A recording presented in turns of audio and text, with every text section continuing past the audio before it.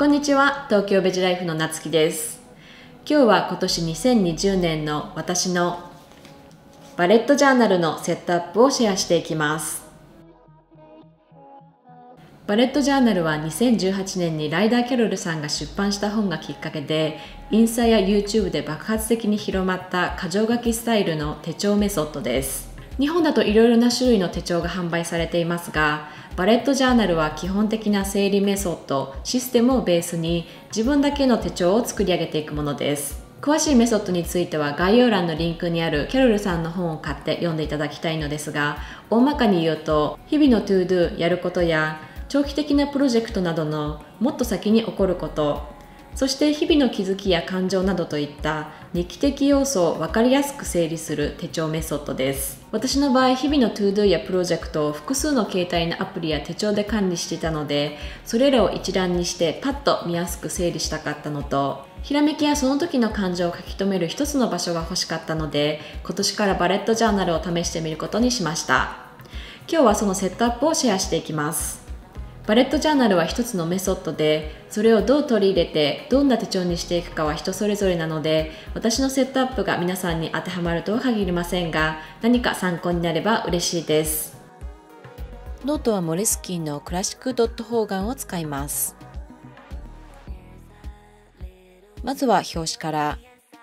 インスタや YouTube ではアーティスティックにデコレーションしたジャーナルを公開している方が多いですが、私は絵心がないのでシンプルに、事前に鉛筆で下書きをした上から若干色が違う青のジェルペン2本を使って描いていきます。ジェルペンは滲んだり線がうまく引けない場面が後からあったので、普通のボールペンの方がいいかもしれないです。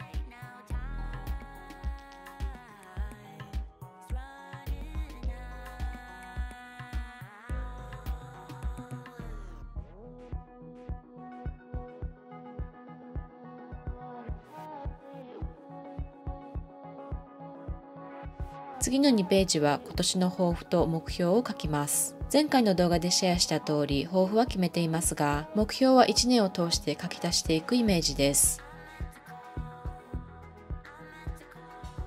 次は年間の一覧カレンダー。1ページを3等分して、それぞれに月のカレンダーを入れていきます。曜日は可愛いスタンプで、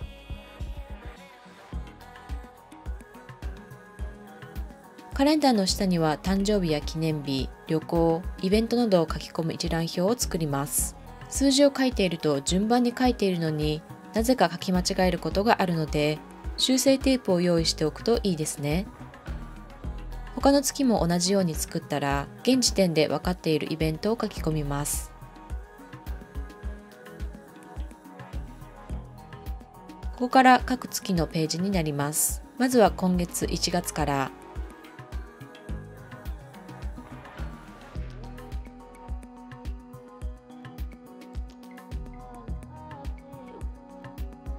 年間の一覧表を見ながらイベントを1月のカレンダーに書き込みます。1月のカレンダーをすぐ開けられるように綺麗なマスキングテープが売っていたので、こちらをつけます。次はバレットジャーナルの特徴の一つであるトラッカーを作っていきます。トラッカーは管理表のようなもので、各項目のその月の状況が一目で確認できるようになっています。私は3つのカテゴリーに分けて、その日に練習したヨガやメディテーションの内容、食べ物はグルテンの摂取や水分の摂取量、健康は体温、お通じ、生理の日などを書けるようにします。トラッカーは月によって内容が変わる可能性もありますが、その都度内容をカスタマイズできるのもバレットジャーナルのいいところですね。次のページは思いついたアイディアと、その月やこれからの大まかなトゥドゥ、それぞれ YouTube やレシピ、イベントといったジャンル別に書き留めていきます。今までノートアプリや手帳に書き留めていましたが、どこに書いたかわからなくなることがよくあったので、月ごとにまとめながら整理します。次は日記的な要素のページで、ネガティブな感情を含めてモヤモヤしていることを書くエモーショナルダンプと、嬉しかったことや感謝することを書くグラティトゥード。今年の抱負の一つでもあるデトックス&ヒールのセルフケアルーティンとして、心の動きを記録し、ポジティブなことを書いたり読み返すことでヒーリングをしていきます。次のページはお金の管理で、大きな買い物や一時的な買い物をした場合に書いておきます。次のページからは1週間の一覧表、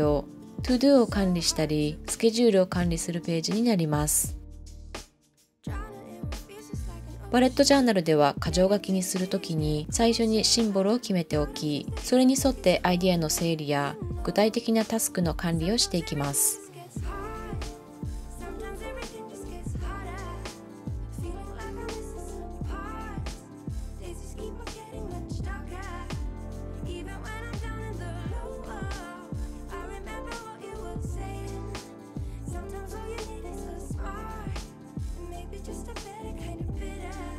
1月分作ったら追加のトラッカーがあった場合などにページを作れるように後のページは開けておき、次の月2月のページは2月の初めに作っていきます。